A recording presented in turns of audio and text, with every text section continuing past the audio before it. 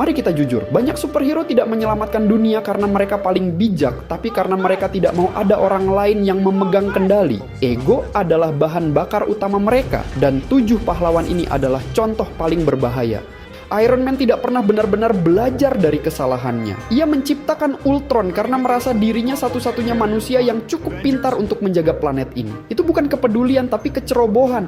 Ketika hasilnya gagal, ia tidak berhenti mengambil alih kendali. Ia hanya menutupi kesalahan.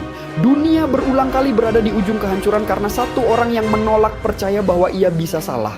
Dr. Strange adalah contoh ego intelektual paling ekstrim. Ia tidak bertanya, tidak meminta izin, dan tidak bernegosiasi. Ia memutuskan, lalu dunia menanggung akibatnya. Setiap Dr. Strange di multiverse yakin bahwa versinya adalah yang paling benar. Dan fakta bahwa multiverse hampir runtuh berkali-kali adalah bukti bahwa ego orang pintar bisa lebih mematikan daripada kebodohan orang jahat.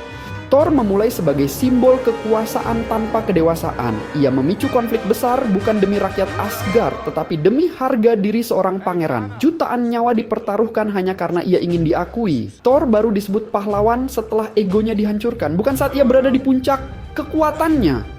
Batman adalah pahlawan yang hidup dari ketakutan, bukan ketakutan pada musuh, tapi ketakutan kehilangan kontrol. Ia menyimpan rencana untuk menjatuhkan rekan-rekannya sendiri dan menyebutnya sebagai kesiapsiagaan. Padahal itu adalah pernyataan jelas bahwa ia percaya tidak ada seorang pun yang pantas dipercaya selain dirinya.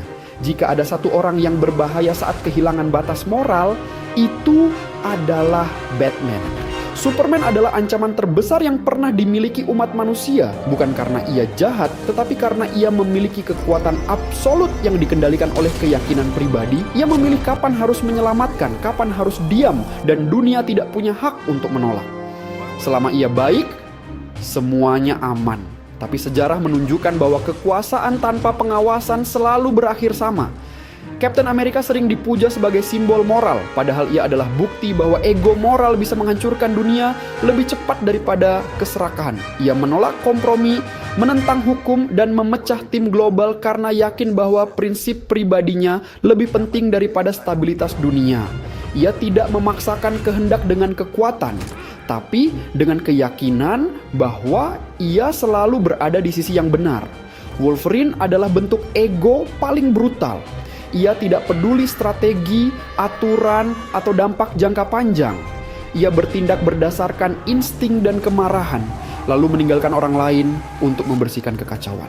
Dunia sering selamat bukan karena keputusannya, tapi meski ia bertindak demikian.